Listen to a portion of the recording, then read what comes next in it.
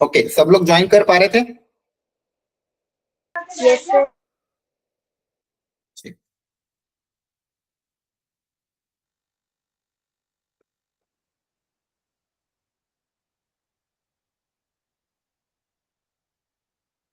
Okay, let's start. तो आज की क्लास में हम क्वाड्रेटिक और कॉम्प्लेक्स नंबर का रिवीजन करेंगे, ठीक है? और थ्योरी को अच्छे से कवर करके मैं सीधे को रिकैप करूंगा, तो इसलिए बस ध्यान से सुनते जाना, कंसंट्रेट होके सुनना, थोड़ा सा फास्ट होगा ताकि दोनों चैप्टर एक ही लेक्चर में कवर हो जाए। टारगेट मेरा ये है कि आपको बेसिक थ्योरी में पूरी रिवाइज करा दूं, कुछ बेसिक इलस्ट्रेशन करा दूं। इसके बाद आप लोगों को घर पे जाके पीवाईक्यू ट्राई करना है। अगली वाली क्लासेस में हम डाउट डिस्कशन सेशन भी रखेंगे, तो आपको अगर जो भी डाउट हो तो आप नेक्स्ट क्लास में इन दो चैप्टर के डाउट्स क्लियर कर सकते हो।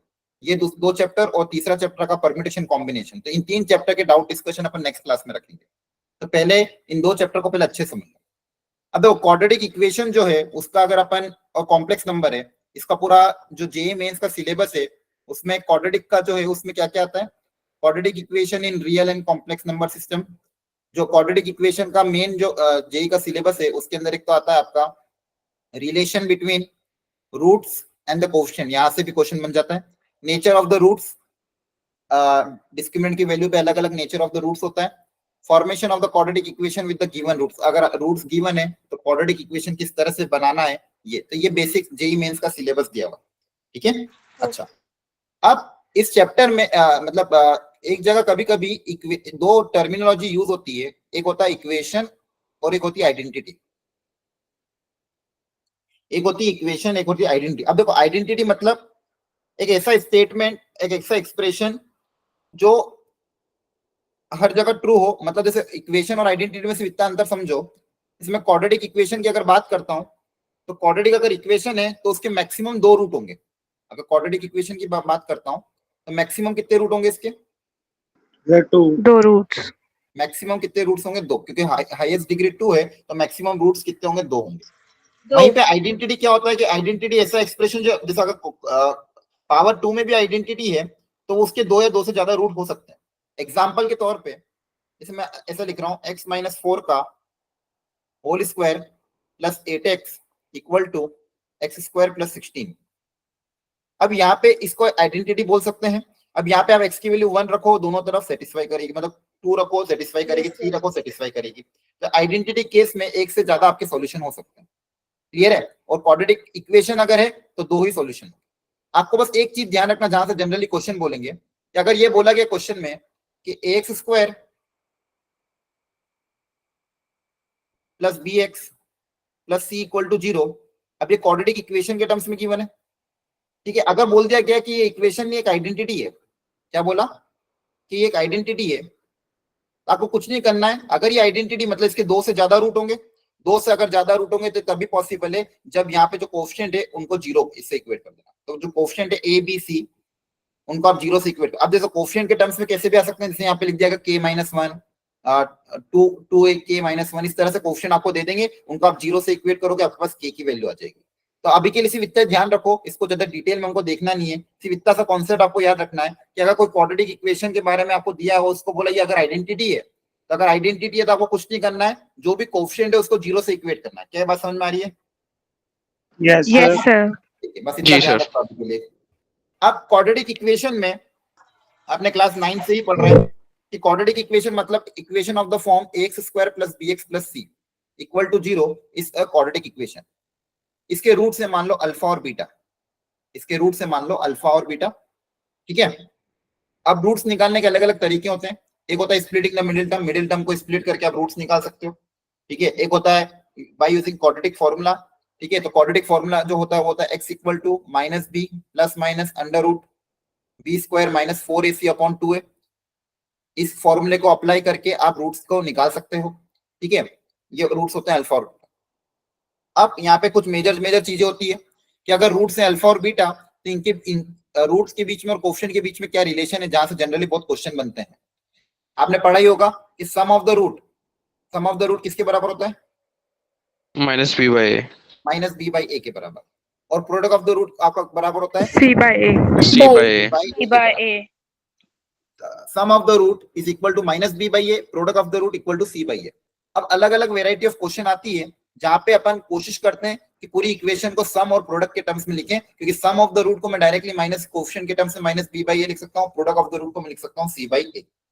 अब किस तरह की मैनिपुलेशन आ सकती है आपको, मान लो कभी कभी पूछ लिया कि alpha square plus beta square की वैल्यू बताओ, मान लो आप रूट्स निकाल नहीं पा रहे, रूट्स का कैलकुलेशन बहुत लेंथी जा रहा है, रूट्स बहुत कॉम्प्लेक्स बन रहे हैं, मतलब इरेशनल टाइप बन रहे हैं, अल्फा स्क्वायर प्लस बीटा, लेकिन क्वाड्रेटिक के कोएफिशिएंट अच्छे हैं, तो इसको आप कोएफिशिएंट के सम ऑफ प्रोडक्ट के टर्म्स में कैसे लिख सकते हो, अल्फा प्लस बीटा का होल स्क्वायर माइनस 2, है ना, अल्फा प्लस बीटा Yes, का whole sir. Square minus 2 alpha beta, इस तरह से आप इसको ब्रेक करके लिख सकते हो, ये चीज ध्यान रखना है।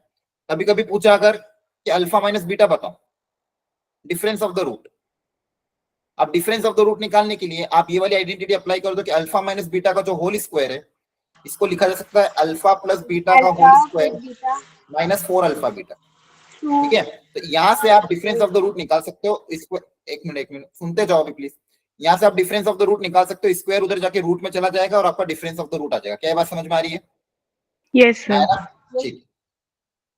इसके अलावा मान लो हायर पावर और देते हैं, मान लो अल्फा की पावर 4 प्लस बीटा की पावर 4 देते हैं, तो इसको भी आप ब्रेक करके कैसे लिख सकते हो, अल्फा स्क्वायर का whole square plus beta square का होल स्क्वायर। अब यहाँ पे a square plus B square की वापस आइडेंटिटी अप्लाई कर दो, जो a square plus B square की आइडेंटिटी होती है basic, a square plus B square को हम नॉर्मली वापस कैसे लिखते हैं, ए प्लस बी का होल स्क्वायर माइनस 2ab।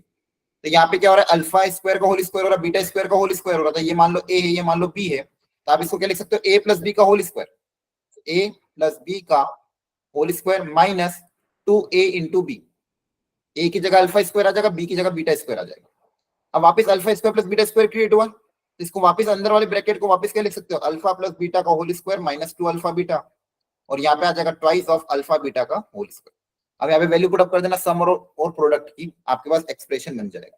तो आपको अलग अलग टर्म्स में दे सकते हैं, ठीक है, alpha cube minus beta cube के टर्म्स में भी दे सकते हैं, आपको बस आइडेंटिटीज का यूज करके उसको अलग अलग तोड़ना है। जैसे alpha cube plus beta cube देंगे, तो alpha cube plus beta cube को भी तोड़ने का तरीका alpha plus beta bracket alpha square minus alpha beta plus beta square, तो वापस इसको फिर alpha square plus beta square को वापस सम और प्रोडक्ट में तोड़ देना। तो किसी भी तरह का एक्सप्रेशन दे, आपको कोशिश करनी है सम और प्रोडक्ट के टर्म्स में ब्रेक करने की, सम और प्रोडक्ट के टर्म्स में ब्रेक करके उसको लिख देना, क्योंकि सम होगा minus B by a, product होगा आपका plus of c by a. तो ये एक तो relation between roots and coefficient है, जहां से क्वेश्चन कभी कभी बन सकता है। जैसे एक क्वेश्चन ये आया था कि अल्फा और beta are the roots of the equation x square plus 60 की power 1/4 into x plus a equal to 0, इसके रूट्स हैं अल्फा और बीटा।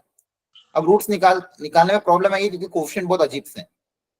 आपको एक कंडीशन क्या दे दी है, अल्फा की पावर 4 प्लस बीटा की पावर 4 आपको दिया है -30, तो पूछा find the possible values of the a, product of the possible values of a निकालना है, तो वापस इसको तोड़ सकते हो आप, है ना, जो अभी सिखाया था मैंने। Yes sir. ठीक है, तो इस तरह का क्वेश्चन आएगा, ठीक है। अब वापस इसको सम और प्रोडक्ट के टर्म्स में तोड़ देना, और उसमें जहां जहां भी अल्फा प्लस बीटा है उसकी जगह माइनस बी बाई ए मतलब माइनस 60 की पावर 1/4, प्रोडक्ट जहां जहां भी है उसकी जगह सी बाई ए मतलब ए लिख देना। इसका यूज करके आप इसका आंसर निकाल सकते हैं, घर पे ट्राई कर लेना, आंसर 45 आ रहा है। ए की जितनी वैल्यूज आएगी उन सबका प्रोडक्ट कितना आ रहा है, 45। क्लियर है? जल्दी बोलो। Yes, Yes, sir. sir. Okay, हाँ चलो, यहाँ तक आपकी चीजें हो गई।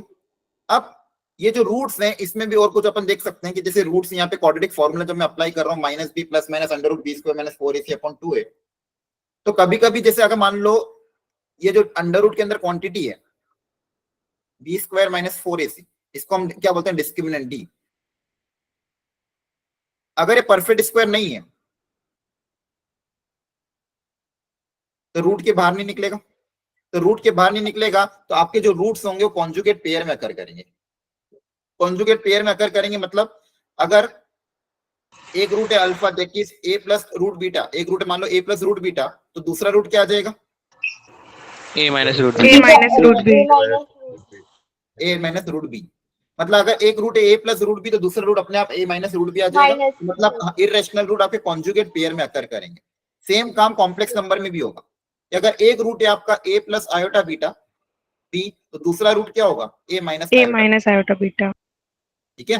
मतलब आपका बेसिकली क्या होगा कि जो रूट्स हैं अगर इस टाइप के अंडर रूट में, तो ये कॉन्जुगेट पेयर में अकर करेंगे, मतलब एक प्लस है तो दूसरा कंपलसरी माइनस वाला होगा ही। और कॉम्प्लेक्स भी रूट हुए तो एक अगर 1 प्लस आयोटा बीटा है तो दूसरा रूट आपको 1 माइनस आयोटा बीटा गारंटी होगा।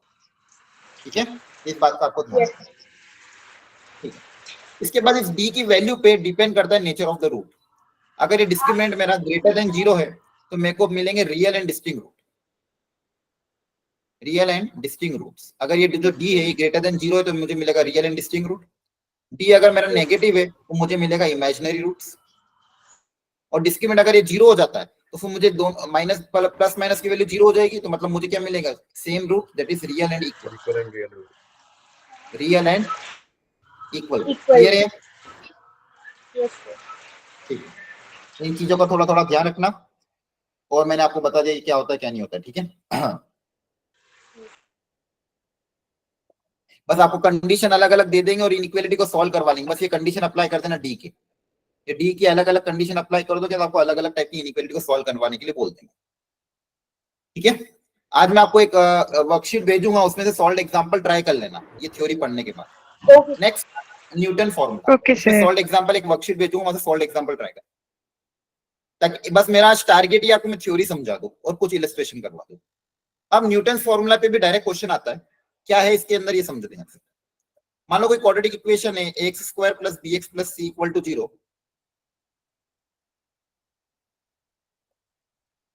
आपको बोलेंगे एक एक्सप्रेशन है एन टाइप का या फिर टी एन टाइप का, जो है इसको एन एन लिख दो, अल्फा की पावर एन प्लस बीटा की पावर एन, प्लस में भी हो सकता है माइनस में भी हो सकता है। क्वेश्चन में बोलेंगे कि मान लो क्वाड्रेटिक इक्वेशन इसके रूट्स है अल्फा और बीटा, और एक्सप्रेशन है एन दैट इज अल्फा की पावर एन और बीटा की पावर एन, और आपको अलग अलग क्वेश्चन में इस तरह का पूछ सकते हैं कि find the value of A9 upon A8 plus A7, इस तरह का एक्सप्रेशन पूछ लेंगे, 2A8 प्लस A7, इस तरह का बोलेंगे कि इसकी वैल्यू बताओ। A9 मतलब यहाँ पे 9 रख दोगे, 8 मतलब यहाँ पे 8 रख दोगे, A7 मतलब यहाँ पे 7 रख दोगे, तो क्या आएगा, इस तरह के एक्सप्रेशन पूछेंगे। तो इस तरह के क्वेश्चन को सॉल्व करने के लिए आप न्यूटन फॉर्मूला अप्लाई कर सकते हो, मतलब इसका रिजल्ट याद रखना और कुछ भी नहीं, इसमें कोई डेरिवेशन याद नहीं रखना, इसका बस रिजल्ट जो फाइनल रिजल्ट है वो याद रखना कि जब भी ऐसा क्वेश्चन आए जिसके अंदर आपको बोला गया एक क्वाड्रेटिक इक्वेशन है X square plus B x plus C equal to 0, जिसके रूट्स है अल्फा और बीटा, और आपके पास एक एक्सप्रेशन है एन का अल्फा की पावर एन प्लस बीटा की पावर एन टाइप का, तो यहाँ न्यूटन फॉर्मूला का रिजल्ट क्या है कि एक और एक्सप्रेशन दैट इज एन लिखा आपने, फिर एक एन माइनस 1 लिखा और एक लिख दिया एन माइनस 2।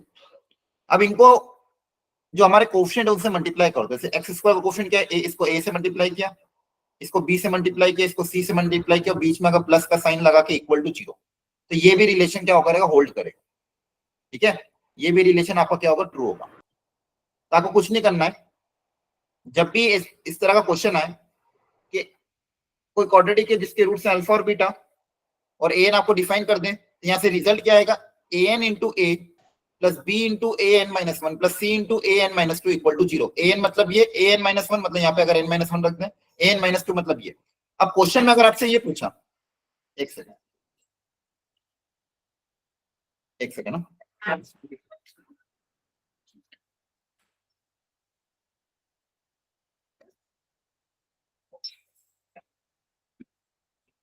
अब क्वेश्चन में आपसे ये पूछा, अगर न्यूटन फॉर्मूला पे मैं सॉल्व एग्जांपल भेज दूंगा, क्वेश्चन में आपसे पूछा A9 अपॉन 8 प्लस A7 की वैल्यू बताओ।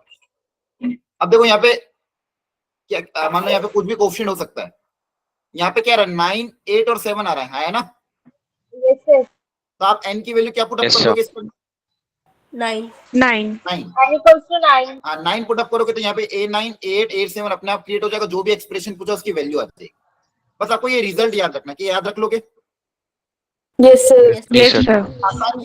A के साथ an मल्टीप्लाई करना, B के साथ an माइनस 1 मल्टीप्लाई करना, C के साथ an माइनस 2 मल्टीप्लाई करना इक्वल टू 0 करना। क्लियर है? तो ये आपका न्यूटन फॉर्मूला है, इस पे सॉल्व एग्जांपल भेजूंगा तो ट्राई करना।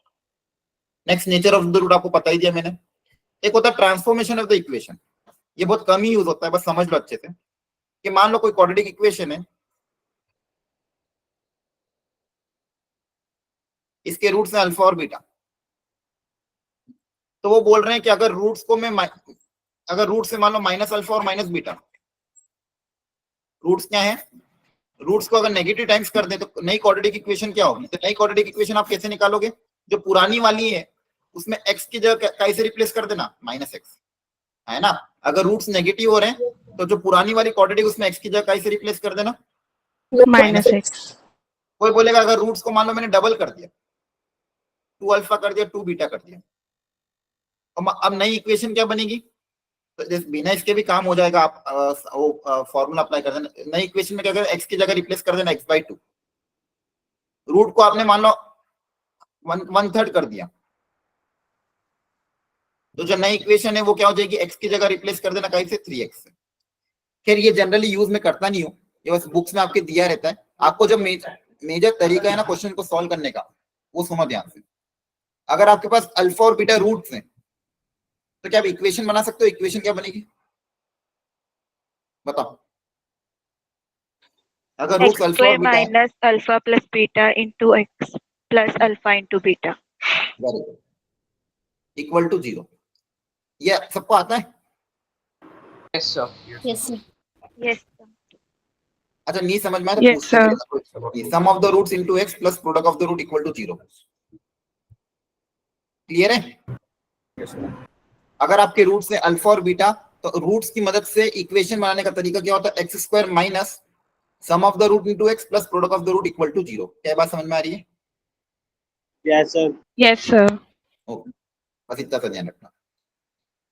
नेक्स्ट क्वेश्चन आते हैं कॉमन रूट्स वाले, मतलब आपके पास मान लो दो क्वाड्रेटिक इक्वेशन है, दूसरी क्वाड्रेटिक इक्वेशन है ये वाली,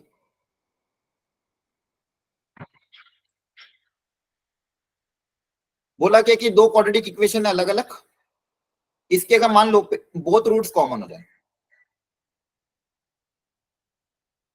तो अगर दोनों रूट्स कॉमन है तो क्या कंडीशन आती है कोफिशिएंट का बताओ। रेशियो इक्वल होता है। कोफिशिएंट के रेशियो सेम होते हैं। हाँ, a1/a2 equal to, very good, b1/b2 equal to c1/c2। ये जो अगर दोनों रूट्स, कोई क्वाड्रेटिक इक्वेशन के दोनों रूट्स कॉमन है तो जो कोफिशिएंट है इनके रेशियो क्या कर दोगे, सेम कर दोगे, हाँ है ना। कोई डाउट यहां तक? No, sir. ओके, अगर बोला है only one root common,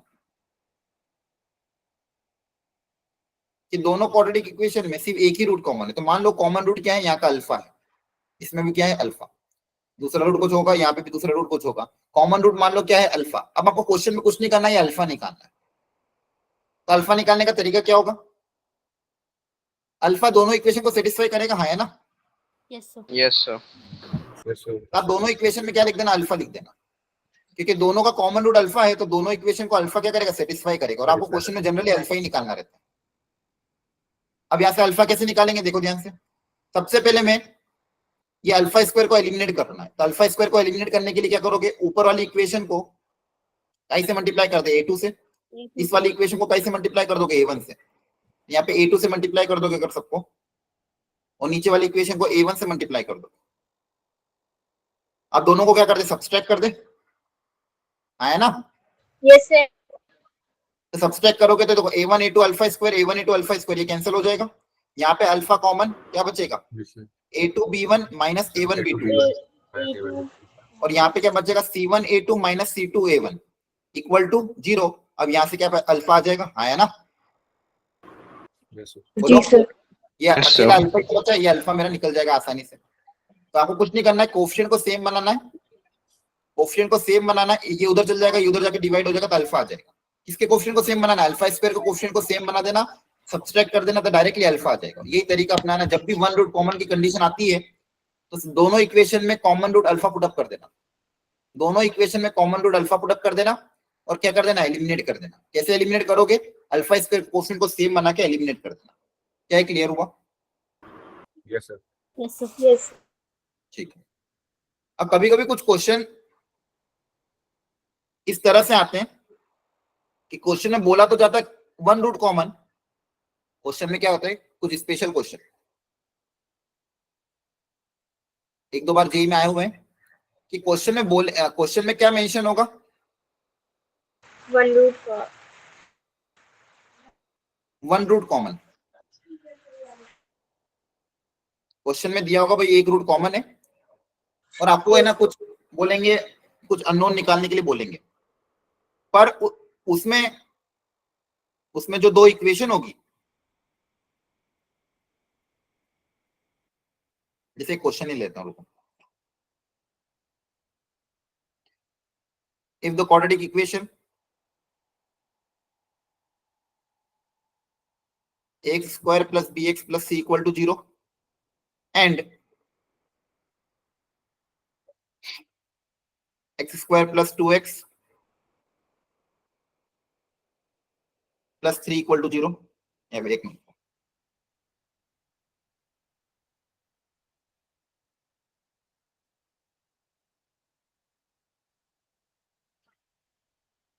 have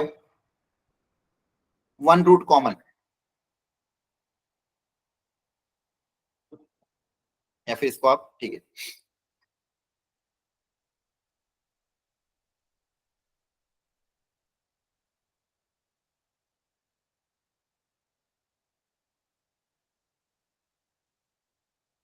have one root common, then find ratio of a to b to c.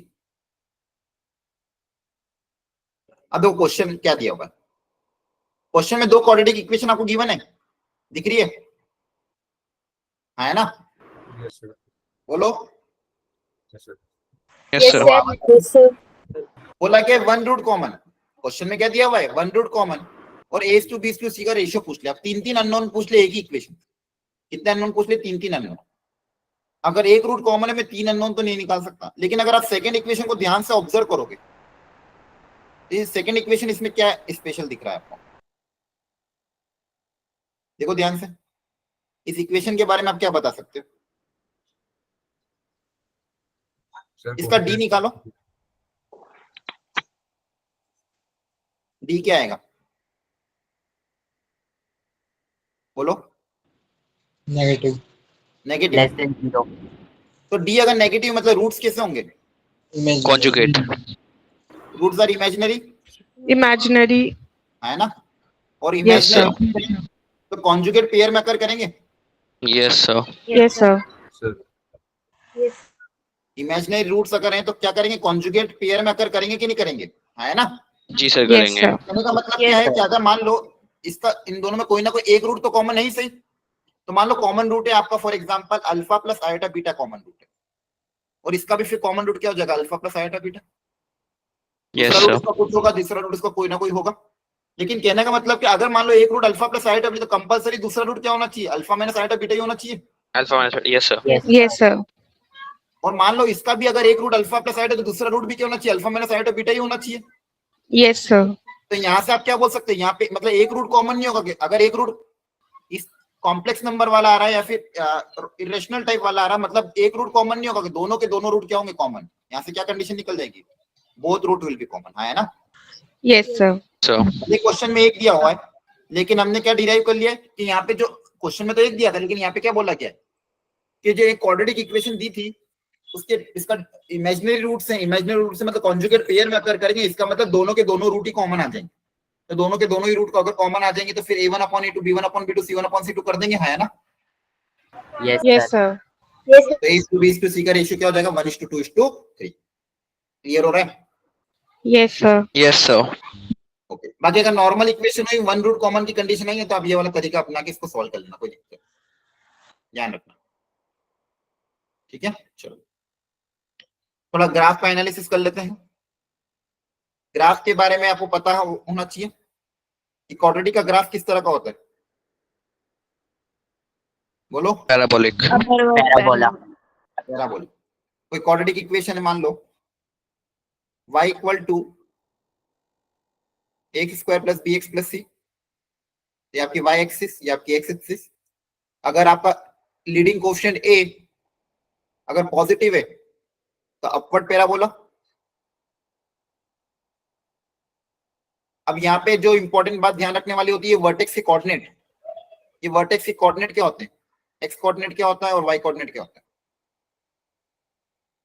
X coordinate कितना होता है, B square by 2a. बोलो। हाँ, पैराबोला जो ग्राफ होता है उसका एक्स कोऑर्डिनेट कितना होता है, B/2a. माइनस b/2 है ना? याद रखना, Yes, बहुत sir. इंपॉर्टेंट है, काम आता है। और जो ये हो गया एक्स कोऑर्डिनेट, इस वर्टेक्स से जो जहां पे ग्राफ टर्न कर रहा है, इसका X coordinate minus B by two है, और जो वाई कोऑर्डिनेट है वो है माइनस बी बाई फोर है। ठीक है, ये वाई जी कोऑर्डिनेट सर। कितना हो जाएगा, माइनस बी बाई फोर। तो कभी कभी अगर मान लो पूछा इसकी रेंज में निकालो, रेंज का क्वेश्चन आ गया, तो वाई की मिनिमम वैल्यू कितनी है, minus. देखो ध्यान, यही वाई मिनिमम है ना, Yes, Yes sir. sir। Yes, sir. Maximum कहां तक जाएगा, इन्फिनिटी तक ग्राफ। जी सर। तो Yes, रेंज sir. क्या हो जाएगी, माइनस बी बाई फोर ए से लेके कहां तक, इन्फिनिटी तक। Infinity. इन्फिनिटी। और भी अलग अलग क्वेश्चन में काम आ जाता है, तो वर्टेक्स का कोऑर्डिनेट पता होना चाहिए जहां पे ग्राफ टर्न कर। अब चाहे अपवर्ड पैराबोला और डाउनवर्ड पैराबोला, दोनों ही केस में वर्टेक्स आपका क्या होगा, माइनस बी बाई फोर है, comma minus B by four. Clear हो गया, यस सर। ठीक है, याद रखिएगा वर्टेक्स का ये कोऑर्डिनेट याद होना चाहिए, काम आता है। अच्छा, सेम टाइप का मतलब ये जो अगर हायर डिग्री की भी इक्वेशन आती है, जैसे मान लो क्यूबिक इक्वेशन है, क्यूबिक के रूट से मान लो अल्फा बीटा गामा, तो सम, अब देखो इसमें सम ऑफ द रूट करोगे तो वापस वही होता है, ये प्लस इसके कोएफिशिएंट माइनस, इसका प्लस इसका माइनस, तो सम ऑफ द रूट करोगे तो वापस क्या आएगा, minus B by a, one at a time.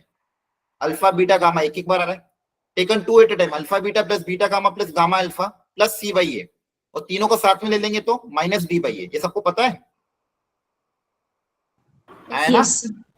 Yes, sir. Okay. ये आपको बता दिया कि क्वाड्रेटिक की रेंज कैसे निकालोगे। अगर लीडिंग कोएफिशिएंट पॉजिटिव है तो minimum value minus D by A, maximum infinity तक। लीडिंग कोएफिशिएंट नेगेटिव है तो डाउनवर्ड पैराबोला को, तो ये आपका मैक्सिमम वैल्यू हो जाएगा माइनस डी बाई फोर है, मिनिमम जाएगा माइनस इन्फिनिटी तक। आया ना। Yes, sir. अब इसमें एक चीज बहुत इंपॉर्टेंट है, ध्यान से सुनना, जहां से बहुत क्वेश्चन और दूसरे चैप्टर में भी ये कॉन्सेप्ट बहुत ज्यादा यूज होता है। क्या है कॉन्सेप्ट, कोई क्वाड्रेटिक का ग्राफ अगर इस तरह का है, किसी क्वाड्रेटिक का, ध्यान सुनना, किसी क्वाड्रेटिक का ग्राफ मान लो ये है। अब यहाँ पे आप देख पा रहे हो क्या, यहाँ पे y ऑलवेज पॉजिटिव है। Yes, sir. Yes sir. Yes, sir. y मतलब क्या है, मतलब वो जो क्वाड्रेटिक है वो पूरी x square plus B x plus c, ये y, ये ऑलवेज क्या है, ग्रेटर देन जीरो, ये ऑलवेज क्या है, ग्रेटर देन जीरो, है ना। तो जब भी जी इस सर। तरह की कंडीशन आती है कि x square plus B x plus c अगर ग्रेटर देन जीरो, मतलब ये वाला ग्राफ है, और इस वाले ग्राफ के लिए कंडीशन क्या होती है, इस वाले ग्राफ का ए क्या है, positive, upward Yes, parabola sir. है, और डी क्या है, Less than Yes, zero. रहने दीजिए। अगर एक्स एक्सिस को कट नहीं करा तो डी क्या है, लेस देन जीरो। तो ये एक्सप्रेशन बहुत काम आएगा। कभी भी कोई क्वाड्रेटिक के बारे में बोला गया ग्रेटर देन जीरो, कभी भी किसी क्वाड्रेटिक के बारे में क्या बोला गया, greater than zero, always positive, always positive. तो आप दो कंडीशन क्या अप्लाई कर दोगे, उसका ए ग्रेटर देन जीरो और डी लेस देन जीरो, है ना। Very very important. Yes, sir. Clear है, Yes, बोलो sir. जल्दी से। Yes, sir. जी सर। वहीं पे जो दूसरा कंडीशन एक और होता है, अगर ग्राफ मान लो नीचे चला गया पूरा, ये वाला, तो यहां से आप क्या क्या बोलोगे, यहाँ पे A जो और D क्वाड्रेटिक दोनों नेगेटिव होंगे। ऑलवेज नेगेटिव है, यहाँ से हम क्या बोलेंगे, जो क्वाड्रेटिक इक्वेशन है वो क्या है, ऑलवेज नेगेटिव। Yes, sir. तो ध्यान से, ये y एक्सिस पे, y एक्सिस के नीचे तो पूरा ग्राफ y की वैल्यू हमेशा नेगेटिव है ना। यहाँ पे y की वैल्यू ऑलवेज Yes, क्या है, sir. पॉजिटिव है। यहाँ पे ग्राफ के हर पॉइंट पे y ऑलवेज क्या है, पॉजिटिव आ रहा है। ग्राफ का कोई भी पॉइंट ले लो, उसमें y हमेशा पॉजिटिव रहेगा। यहाँ पे भी ग्राफ का कोई भी पॉइंट ले लो, y हमेशा क्या रहा है, नेगेटिव आ रहा है। y मतलब आपकी quadratic x square plus B x plus c, ये ऑलवेज क्या रहा है, नेगेटिव। नेगेटिव है तो इसके लिए कंडीशन, हाँ इसकी कंडीशन क्या आ जाएगी, या डाउनवर्ड पैराबोला के लिए क्या होगा, ए भी नेगेटिव और डी भी नेगेटिव, है ना। Yes, sir. जी सर। तो देखो ये यहाँ पे दोनों बोला गया, तो ये ध्यान रखना। बहुत सी बार क्वेश्चन में आपके कंडीशन आ जाती है, क्वाड्रेटिक और इनइक्वालिटी दी हुई ग्रेटर देन जीरो, कोई क्वाड्रेटिक ग्रेटर देन जीरो तो क्या अप्लाई कर दो अगली लाइन में, a greater than zero d less than zero. कोई क्वाड्रेटिक लेस देन जीरो तो ए भी लेस देन जीरो डी भी लेस देन जीरो, ध्यान रखना। चलो इसको सॉल्व करो। Yes, sir.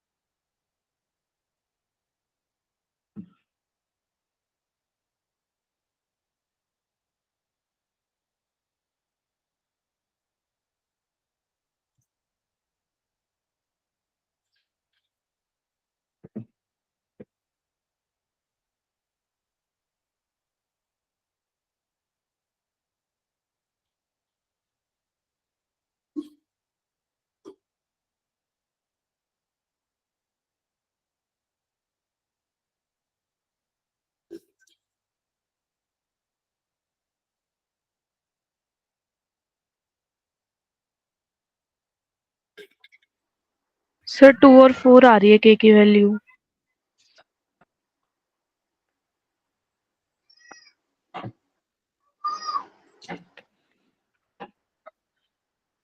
ठीक है, सुना ध्यान से।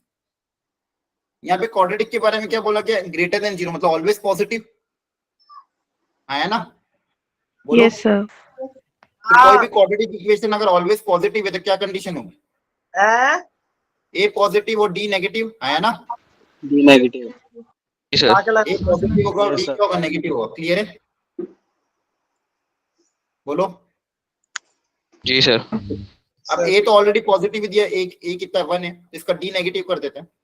डी मतलब बी स्क्वायर माइनस 4 ए इंटू सी लेस देन 0। इसको अगर ध्यान से देखोगे तो कितना आएगा, 4 into 9k square minus 6k plus 1 minus 4 into 8k square minus 7, तो 8 4 32 प्लस का 28 लेस देन 0। यहां से बनेगा 36 माइनस 32 4 4k स्क्वायर है ना। 4k square minus 24k plus 32। हाँ, यहाँ से प्लस का 4 प्लस का 28 लेस देन 0। 4 कॉमन ले लोगे, 0 में भेज दोगे, k square minus 6k plus 8 less than 0। अब देखो वापिस एक क्वाड्रेटिक आ गई। Yes sir. जी सर। सर। फिर यहाँ से इसको डायरेक्ट सॉल्व कर सकते हो। इसके दो फैक्टर क्या बन रहे हैं, 4 and 2। k minus 4। k minus 2 k minus 4 k minus 4 k minus 2 और k लेस देन 0। दोनों को प्लॉट कर दोगे 2 4 plus minus plus less than 0, मतलब ये k की वैल्यू लाई करेगी 2 से लेके 4 आया ना। Yes sir. अब 2 से 4 में ओपन ब्रैकेट है, कौन सा इंटीजर आ रहा है, 3 2 से 4 में क्या बोला, k 3 आ रहा है सर। 3। इंटीजर k, तो इसके बीच में कौन सा इंटीजर आ रहा है, 3। 3 आएगा सर। आंसर क्या आ जाएगा, k इक्वल टू 3। आई बात समझ में, yes Yes, sir. Sir. Okay. तो ध्यान रखना, इस तरह के क्वेश्चन आते हैं तो कर। नेक्स्ट कॉन्सेप्ट है लोकेशन ऑफ द रूट। ये वैसे सिलेबस में दिया नहीं है, पर क्वेश्चन इस फॉर्मेट के आ सकते हैं जहां पे आपको इसके कॉन्सेप्ट को अप्लाई करना पड़े। आते भी है क्वेश्चन, डायरेक्टली बोलेगा नहीं कि location of the root apply हो रहा है। क्वेश्चन उस तरह के दिखेंगे तो आपको वहां पे location of the root apply करना। जैसे आपको क्या बोलेंगे, अलग अलग कंडीशन देंगे रूट्स के ऊपर। पहले बोलेंगे एक कंडीशन क्या हो सकती है, बोलेंगे both roots are greater than K, constant K. अगर दोनों रूट्स के से ज्यादा हैं तो क्या कंडीशन आएगी, नेसेसरी एंड सफिशिएंट कंडीशन बतानी है। आपको क्वेश्चन में बोलेंगे the both roots of the quadratic equation are greater than 4, find the value of lambda. इस तरह के क्वेश्चन आते हैं। If the both roots are greater than 0, if the both roots are positive मतलब ग्रेटर देन 0, तो lambda में क्या condition आएगी या फिर लैम्डा की वैल्यू क्या होगी। तो आपको इस तरह के क्वेश्चन जब भी आए, माइक ऑफ करो, इस तरह के क्वेश्चन जब भी आए उसमें आपको क्या करनी, कंडीशन अप्लाई करके आंसर निकाल लेना। तो अगर both roots are greater than के, तो इस टाइप के लिए क्या नेसेसरी और सफिशिएंट कंडीशन होगी जो अप्लाई करना पड़ेगी ताकि आपके पास वही तरह के बने, मतलब दोनों के दोनों रूट्स के से ज्यादा होना चाहिए। तो सुनना ध्यान से।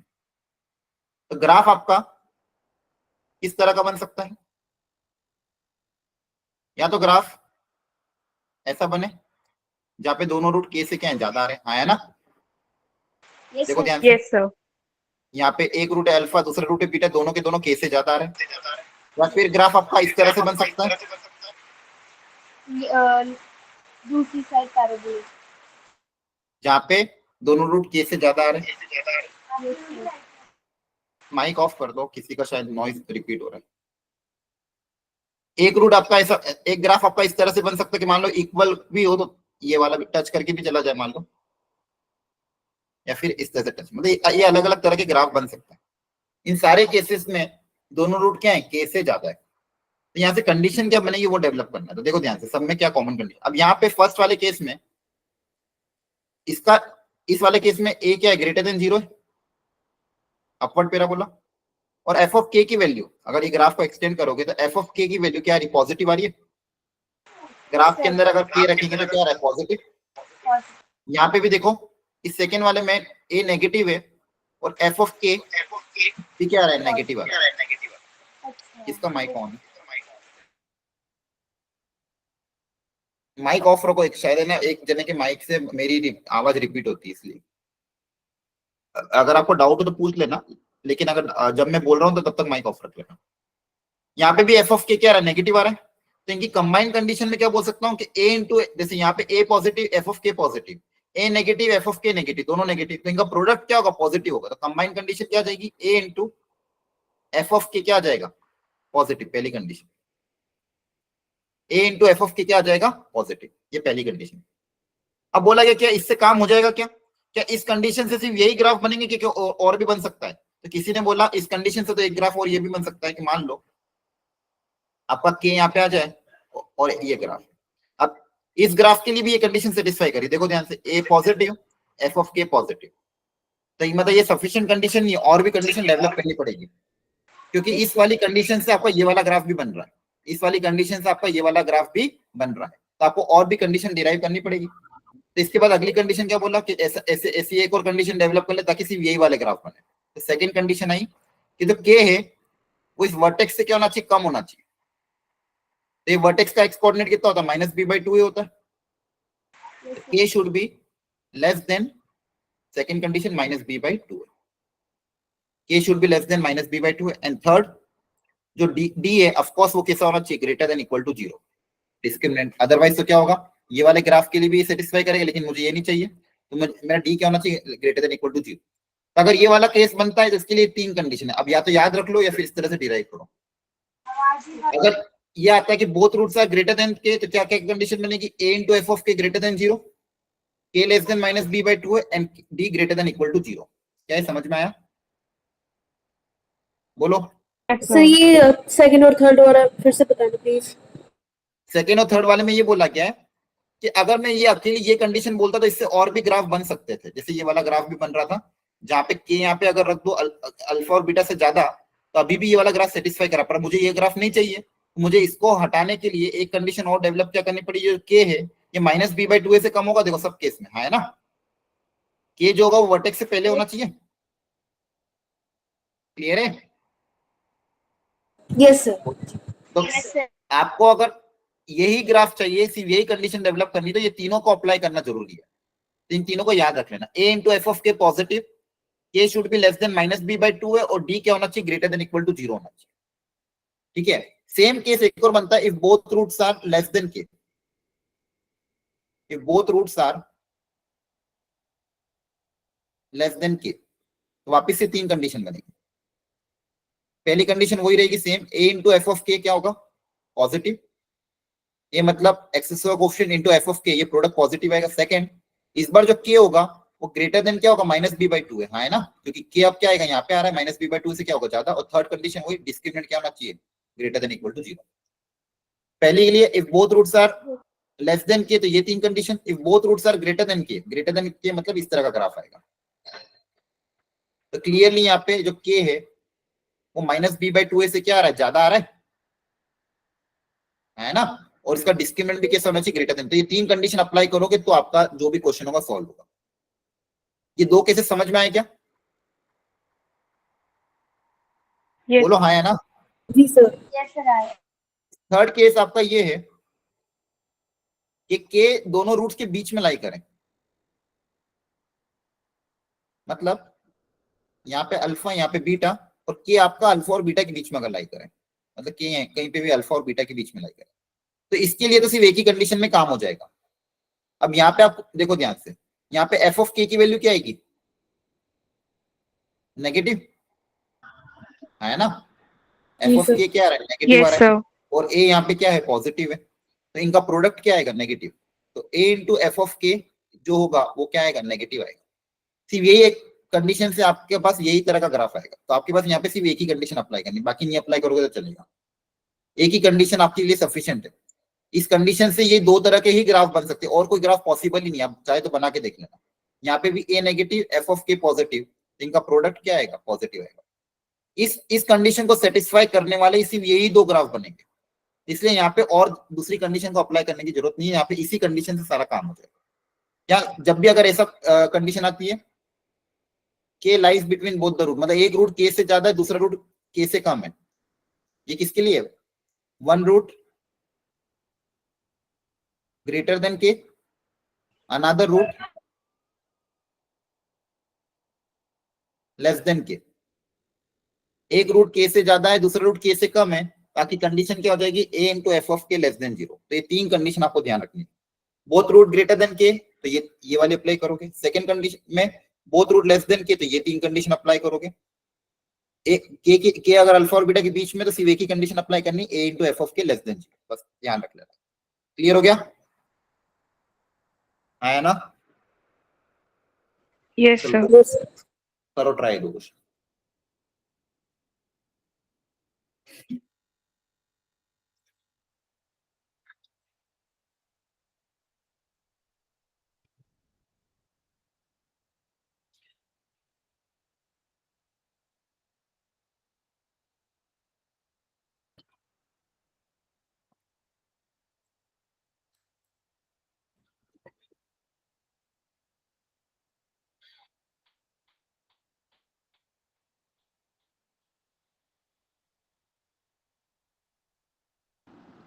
सर लास्ट केस में उन दोनों का प्रोडक्ट लेस देन 0 कैसे था?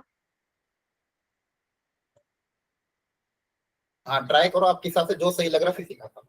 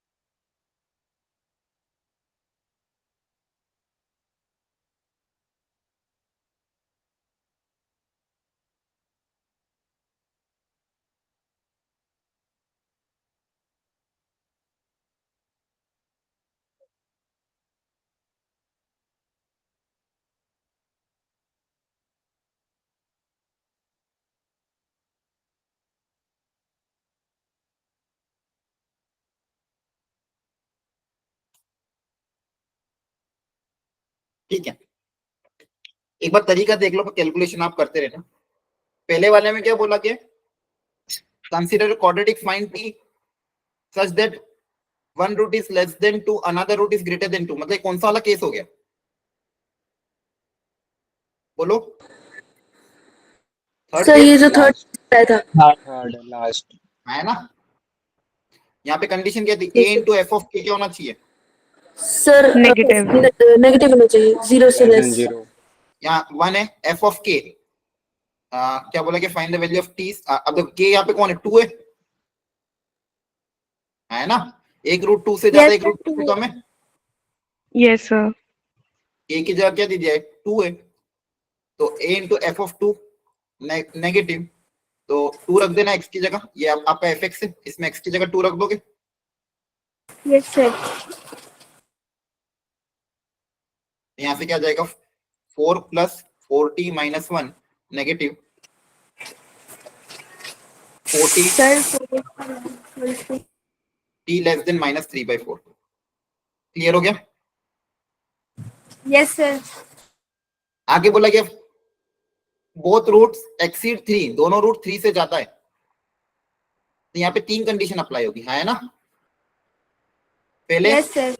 a into F of 3 positive, है ना? Second d greater than equal to 0, और थर्ड f ऑफ सॉरी, जो के कैसा होना चाहिए, less than minus B by two है, आया ना? बोलो, आ रहा है समझ में कि नहीं? Yes. Yes, sir. और इन तीनों सॉल्यूशन का आपस में क्या लोगे, इंटरसेक्शन। इन तीनों सॉल्यूशन का आपस में क्या लोगे, इंटरसेक्शन। ध्यान रखना। Intersection. क्लियर हो गया सबको बच्चों? Yes, sir. जी सर। ये जेई मेंस के हिसाब से आपका क्वाड्रेटिक था, ठीक है। मेजर मेजर मैंने सब कुछ कवर कर दिया। अब आप थोड़ी आज आप घर पे प्रैक्टिस कर लेना, मैं आपको एक वर्कशीट भेज दूंगा, उसमें से कर लेना, काम हो जाएगा, ठीक है। अब Yes, sir. अगला कॉम्प्लेक्स नंबर फटाफट देख लेते हैं। इसी क्वाड्रेटिक इक्वेशन में अगर मेरा डी नेगेटिव आ रहा था तो मेरे रूट्स इमेजिनरी आ रहे थे, कॉम्प्लेक्स के टाइप के आ रहे थे। रूट्स किसके टाइप के आ रहे थे, A plus iota B type. मतलब जहां पे आयोटा हमने क्या डिफाइन किया, अंडर रूट माइनस वन। जैसे क्वाड्रेटिक इक्वेशन है X square plus X plus one for example equal to 0। इसके अगर रूट्स निकालूंगा, minus B plus minus under root B square minus 4ac upon 2 है, तो रूट्स आएंगे minus 1/2 plus minus minus root 3/2। अब इसको लिखने का एक और तरीका उन्होंने क्या बोला कि काम करते, माइनस रूट रूट के अंदर नेगेटिव बार बार आ रहा है, इसको कुछ अच्छा नाम दे दो, तो रूट ऑफ माइनस वन को आयोटा नाम देते हैं। इसको लिख दिया root of minus one into root of 3/2, इसकी जगह क्या लिख दिया, आयोटा। तो आपका रूट किसका टाइप का आ गया, 1 प्लस रूट 3/2 आयोटा। एक रूट ही आया, एक रूट क्या है, माइनस 1/2 माइनस रूट 3/2 आयोटा। इस तरह के रूट्स को क्या बोला गया, कॉम्प्लेक्स नंबर से डिफाइन किया है ना। तो कॉम्प्लेक्स नंबर मतलब any number of the type a plus iota b, any number of the type a plus iota b is a complex number। अब ये स्टार्टिंग यहां से हुई। अब इसके बाद इसके बारे में पूरी डिटेल में बहुत सारी चीजें हमने सीखी कि कैसे इसको प्लॉट करना है, कैसे इसको ऐड करना है, कैसे सब्सट्रैक्ट करना है, कैसे मल्टीप्लाई करना है, कैसे डिवाइड करना है, कैसे इसको आर्गेन प्लेन में प्लॉट करोगे, उसका आर्ग्यूमेंट कैसे निकालोगे, मॉड्यूलस कैसे निकालोगे, कॉन्जुगेट कैसे निकालोगे, ज्योमेट्रिकल मीनिंग क्या होगा, बहुत सारी चीजें हमने इसके बारे में समझी। स्टार्टिंग यहीं से हुआ था। अब यहाँ पे any complex number of the form a plus iota B, यहाँ पे जो a है उसको हम बोलते हैं real part of the complex number, इसका रियल पार्ट। और जो b है उसको बोलते हैं imaginary part of the complex number, b को बोलते हैं imaginary part of the complex number. और a और b जो कोफिशिएंट है ये हमेशा बिलोंग्स टू रियल नंबर। इनकी वैल्यू क्या होगी, 1 2 3 -1 √2 √3 इस तरह की होगी, मतलब रियल नंबर होगी। ये सबको पता है ना, हाँ है ना, जल्दी बोलो। Yes, sir. Yes, sir. ठीक है। अब ये जो आयोटा आता है इसकी भी प्रॉपर्टी पे बेस कभी कभी कुछ छोटे छोटे क्वेश्चन आ जाते हैं। जैसे आयोटा को मैंने क्या डिफाइन किया गया, अंडर रूट माइनस वन। तो अगर इसका स्क्वायर करूंगा, दोनों तरफ स्क्वायर करेंगे तो -1 आ जाएगा। वापस आयोटा से दोनों तरफ मल्टीप्लाई करेंगे तो आयोटा की Minus iota. एक बार और आयोटा से मल्टीप्लाई करूंगा तो आयोटा की पावर 4 माइनस आयोटा स्क्वायर कितना हो जाएगा, Iota.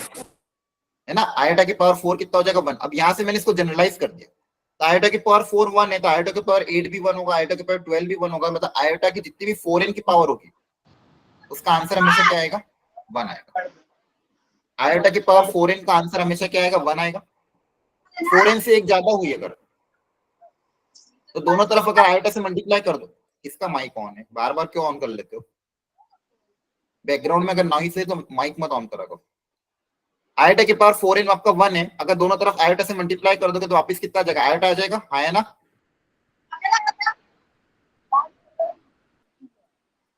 समझ में आ रहा है? Yes, sir. वापिस से एक बार और आयोटा से अगर मल्टीप्लाई कर दोगे तो पावर 4n + 2 हो जाएगी, इधर बनेगा आयोटा स्क्वायर। आयोटा स्क्वायर को क्या लिख दोगे, -1। एक बार और आयोटा से दोनों तरफ मल्टीप्लाई कर दिया तो पावर बन जाएगी 4n + 3 और ये इधर आ जाएगा माइनस आयोटा। तो अब ये याद रख लेना कि अगर आयोटा की पावर 4n है, मतलब जो भी हायर पावर आई उसको अगर 4 से डिवाइड करने पे रिमाइंडर अगर 0 आ रहा है तो 1 लिखे ना। 4 से डिवाइड करने के बाद रिमाइंडर अगर 1 आ रहा है तो आयोटा लिख देना। 4 से डिवाइड करने के बाद रिमाइंडर अगर 2 आ रहा है, रिमाइंडर अगर 2 आ रहा है तो -1 लिख देना। रिमाइंडर अगर 3 आ रहा है तो माइनस आयोटा लिख देना। तो आयोटा की कोई भी हायर पावर निकालनी तो आप इस तरह से निकाल सकते हो। फॉर एग्जांपल आयोटा की पावर इस मान लो पूछ ले मैंने 947, तो सबसे पहले इसको 4 से डिवाइड कर दो। 4 से डिवाइड करोगे आयोटा है।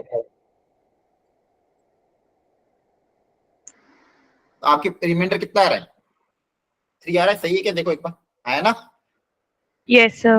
रिमाइंडर अगर 3 आ रहा है तो इसका आंसर किसके बराबर आएगा? Minus Minus iota. क्लियर हो गया? जी सर.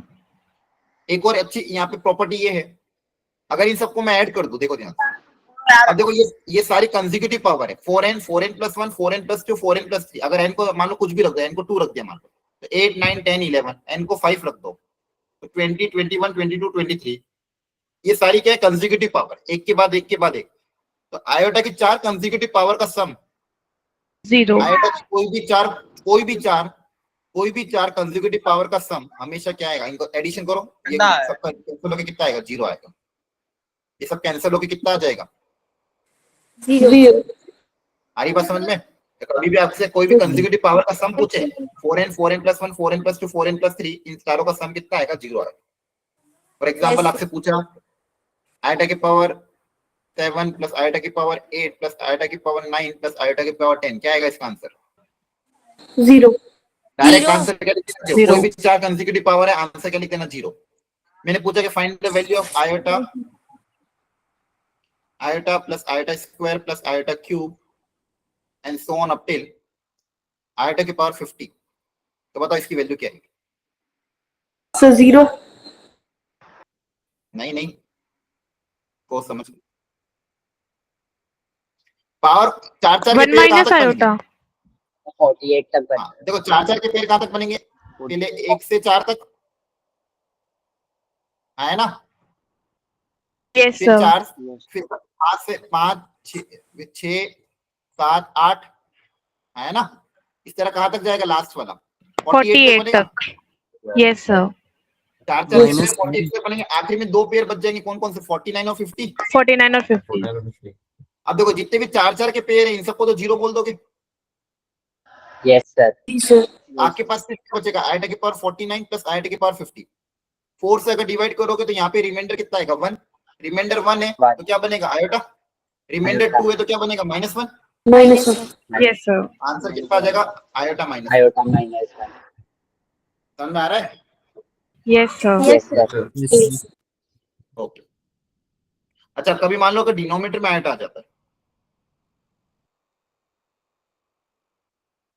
तो कैसे सॉल्व करोगे?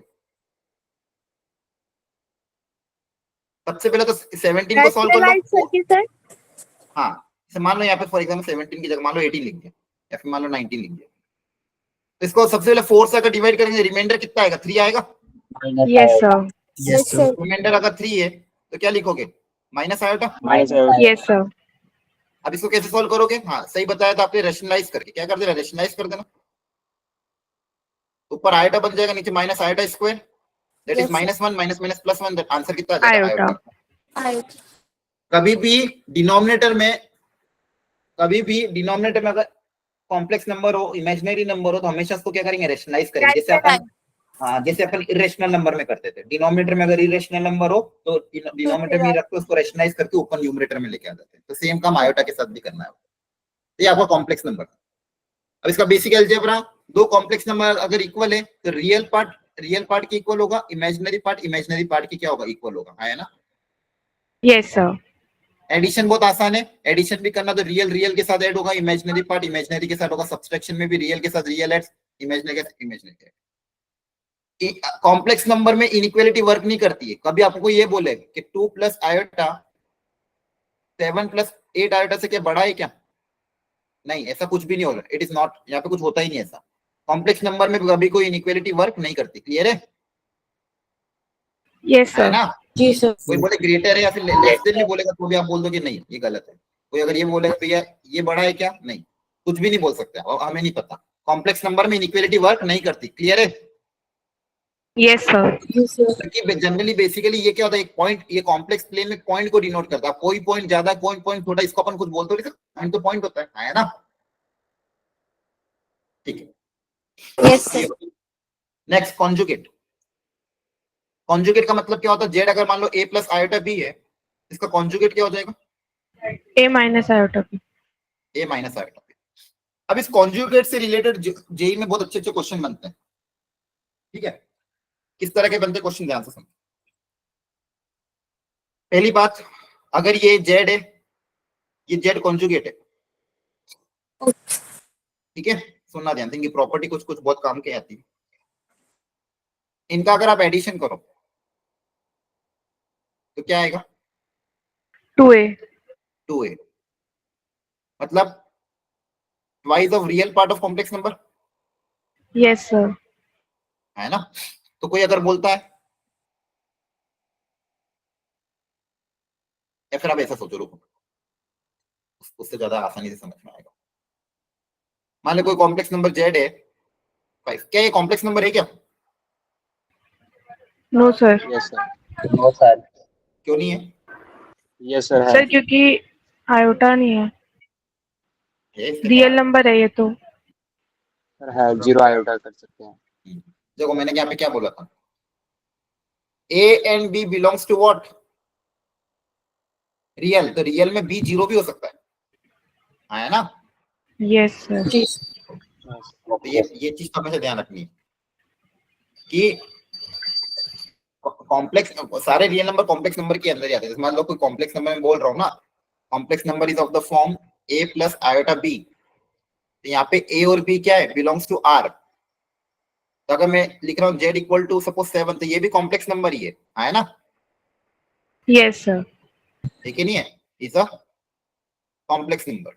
कॉम्प्लेक्स क्यों? इसको मैं कैसे लिख सकता हूँ? 7 प्लस 0 आयोटा, रियल पार्ट 7 है, इमेजिनरी पार्ट क्या है? 0 है ना? yes sir तो बेसिक होने का मतलब क्या है? सारे रियल नंबर कॉम्प्लेक्स नंबर का ही सबसेट है।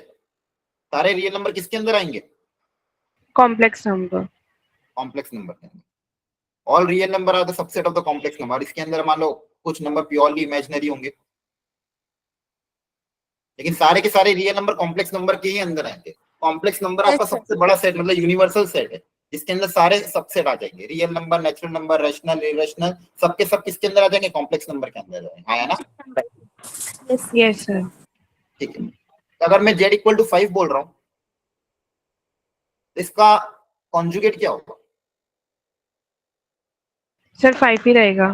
सर 5 5 ही रहेगा, है ना? तो यहाँ से हम क्या बोल रहे हैं? z और z कॉन्जुगेट बराबर आ रहे हैं।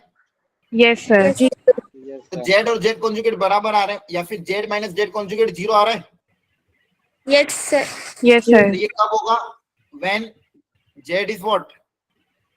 Purely real.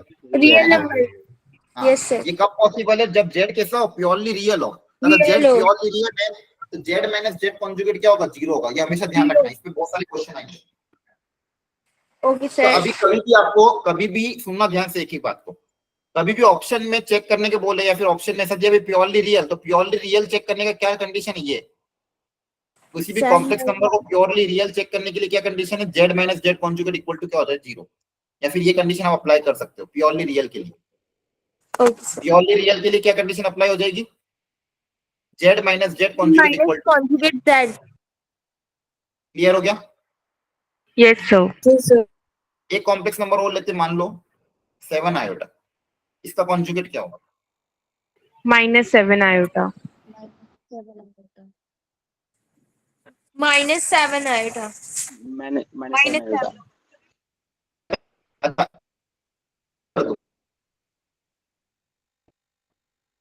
इन दोनों सर मुझे स्क्रीन नहीं दिख रही एंड वॉइस भी कट रही है सर सर आगे अब विजिबल है। आ रही है, दिख रही है वॉइस और स्क्रीन? yes Yes, सर अब sir. सही है। जी Yes, सर sir, visible है. हाँ ठीक है, सर सॉरी। यहाँ बारिश हो रही है हमारे यहाँ तो नेटवर्क भी शायद नहीं आ रही शायद ना वो मेरे इधर भी थोड़ा इश्यू चल रहा है, कोई दिक्कत नहीं। जेड आपका क्या है? 7 आयोटा, तो जेड कॉन्जुगेट -7 आयोटा होगा, है ना? yes sir बोलो। यस सर तो यहाँ पे अगर मैं दोनों को ऐड कर दूं, basically Z plus Z conjugate कितना हो जाएगा? 0 0। 0 तो ये वाला कब होगा? जब ये किस तरह का? Purely imaginary. और वो भी प्योरली इमेजिनरी हो तो आपको ये याद रखना, ओके सर ठीक है? एक सेकंड, ये समझ में आया? yes sir सर तो ये चीज बहुत अच्छे से याद रखना। If Z is purely real, तो बताओ क्या कंडीशन बोलोगे? Z Z minus Z iota equals to 0. minus Z दोनों का conjugate डिफरेंस क्या होगा? जीरो के बराबर होगा, क्योंकि दोनों सेम होंगे। प्योरली रियल है तो दोनों क्या होंगे? सेम। तो डिफरेंस क्या होगा? जीरो Same का, है होगा। ना? 0. जी सर। प्योरली रियल होगा तो दोनों कॉन्जुगेट और जेड दोनों के दोनों क्या होंगे? सेम। अगर दो चीज सेम है तो उनका डिफरेंस जीरो आएगा, है ना? Yes, sir. Yes sir. Yes, sir.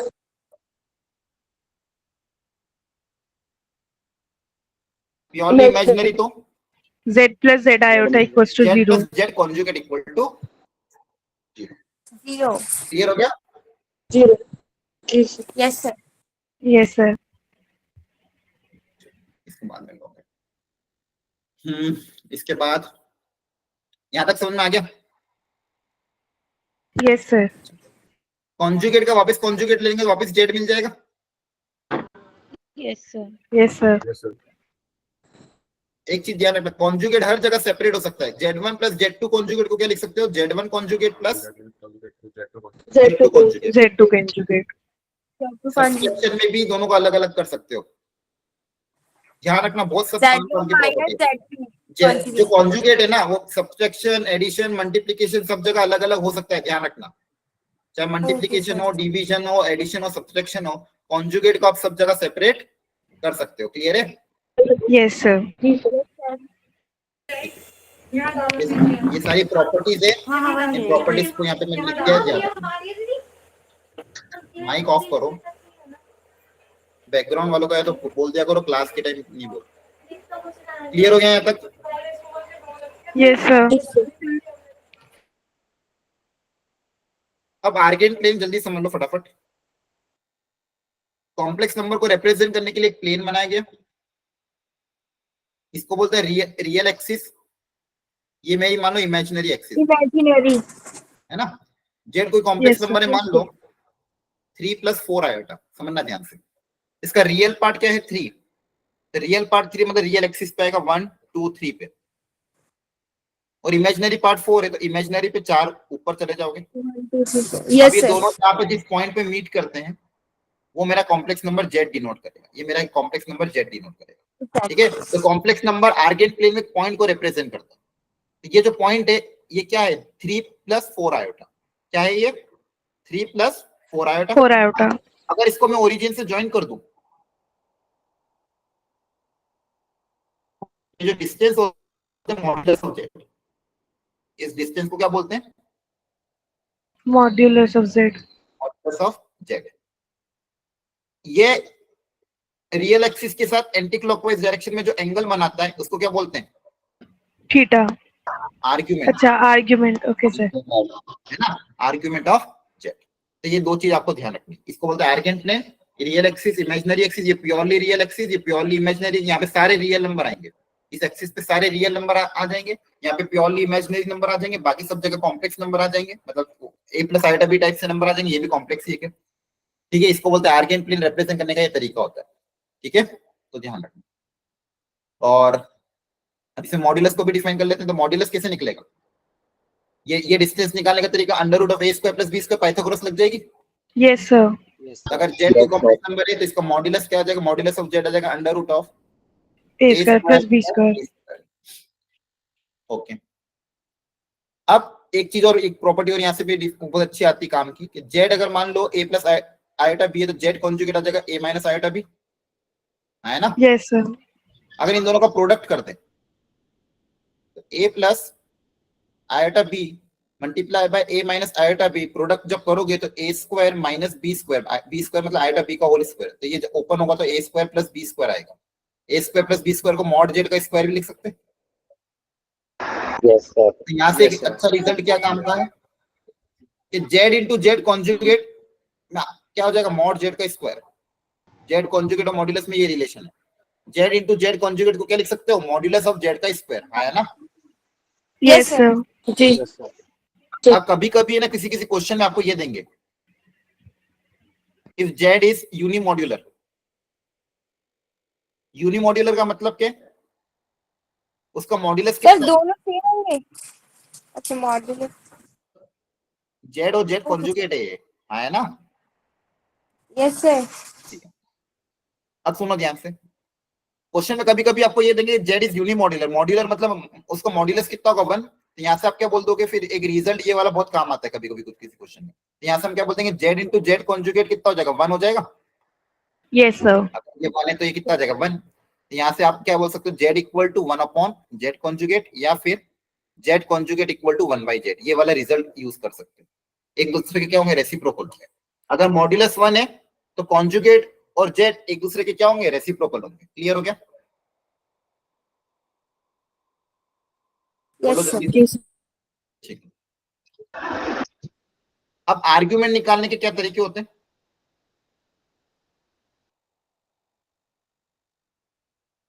Convention बस याद रखना, अगर कॉम्प्लेक्स नंबर फर्स्ट क्वाड्रेंट में तो बेसिक थीटा होगा, अल्फा की वैल्यू थीटा के बराबर होगी, theta is the acute angle. Complex number अगर सेकंड क्वाड्रेंट में है तो इसको आप बेसिकली जो फर्स्ट क्वाड्रेंट का एंगल है, ए अगर पॉजिटिव है बी भी पॉजिटिव, कोई complex number Z A plus iota B, तो दोनों को अगर मैं पॉजिटिव मान के निकालूं तो फर्स्ट क्वाड्रेंट का एंगल मान लो अल्फा मान लिया, फर्स्ट क्वाड्रेंट का एक्यूट एंगल क्या मान लिया अल्फा, तो अल्फा निकालने का तरीका क्या हो जाएगा tan inverse mod of b by a, है ना? देखो ध्यान से, Yes, sir. ये मेरा क्या हो जाएगा ए, ये मेरा क्या हो जाएगा बी, तो tan अल्फा कितना हो जाएगा b upon a perpendicular upon base, तो अल्फा कितना आ Yes, जाएगा sir. tan inverse b by आ जाएगा, तो फर्स्ट क्वाड्रेंट का एंगल निकालना तो मॉड लगा देना, तो फर्स्ट क्वाड्रेंट का एंगल क्या आ जाएगा tan inverse b by a mod of b by a, है ना? Yes, sir. अगर कॉम्प्लेक्स नंबर फर्स्ट क्वाड्रेंट में है तो argument of the complex number alpha के बराबर होगा, आर्ग्यूमेंट मतलब थीटा। अगर कॉम्प्लेक्स नंबर सेकंड क्वाड्रेंट में है तो थीटा पाई माइनस अल्फा के बराबर होगा। Yes, sir. फोर्थ क्वाड्रेंट में है तो माइनस अल्फा के, थर्ड क्वाड्रेंट में है तो माइनस पाई प्लस अल्फा, मतलब ऊपर जो इसका नेगेटिव, तो ये चारों आपको याद रखना, याद रख लोगे? Yes, sir. Sir. बताओ फटाफट वापिस से।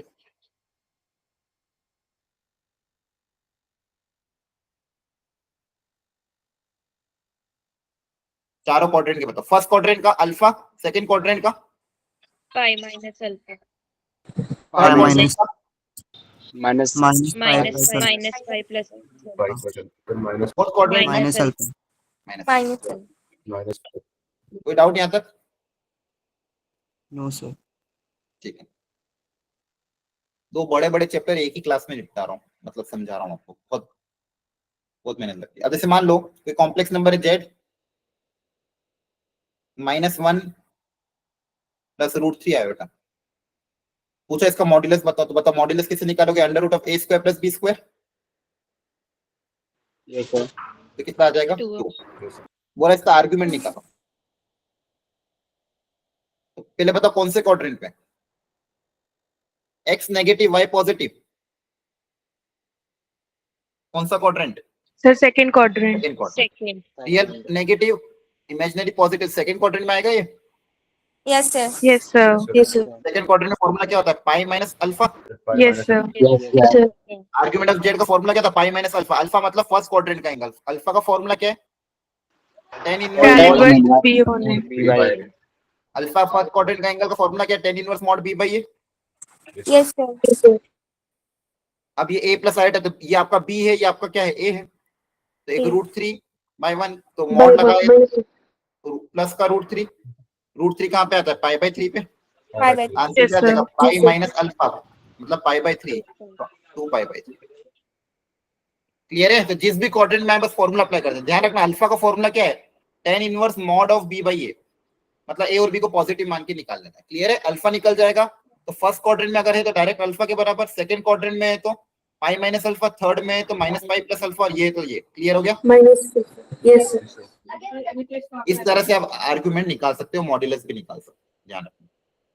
ये कुछ प्रॉपर्टी है मॉड्यूलस की, मॉड्यूलस देखना एडिशन सब्ट्रैक्शन में अलग अलग नहीं होगा, प्रोडक्ट में मॉड्यूलस को अलग अलग सेपरेट कर सकते हो, डिवीजन में अलग अलग सेपरेट कर सकते हो, लेकिन एडिशन सब्ट्रैक्शन में मॉड्यूलस अलग अलग नहीं होगा।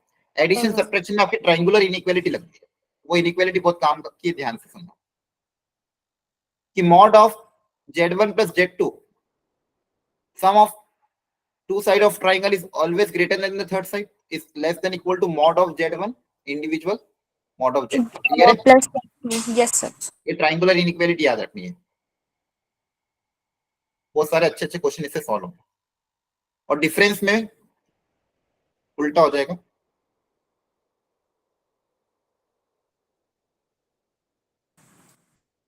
और होल मोड। डिफरेंस में क्या होगा, ये ग्रेटर होगा, वो दूसरा लेस हो जाएगा। वो स्मॉलर हो जाएगा। क्लियर हो गया? Yes sir. आर्ग्यूमेंट की कुछ और प्रॉपर्टी, दो कॉम्प्लेक्स नंबर अगर प्रोडक्ट में है तो आर्ग्यूमेंट को आप सेपरेट कर सकते हो। Argument of Z1 into Z2 को लिख सकते हो argument of Z1 plus Z2। Divide में है तो माइनस Yes, लग sir. जाएगा, पावर है तो पावर आगे आ जाएगी, कॉन्जुगेट का आर्ग्यूमेंट माइनस टाइम्स जेड का आर्ग्यूमेंट होगा। क्लियर है? Yes, sir. ठीक है, तो ये आर्ग्यूमेंट की कुछ प्रॉपर्टी को ध्यान रखना। कॉम्प्लेक्स नंबर को लिखने के और भी फॉर्म होते हैं, एक होता है पोलर फॉर्म और एक होता है यूलर फॉर्म।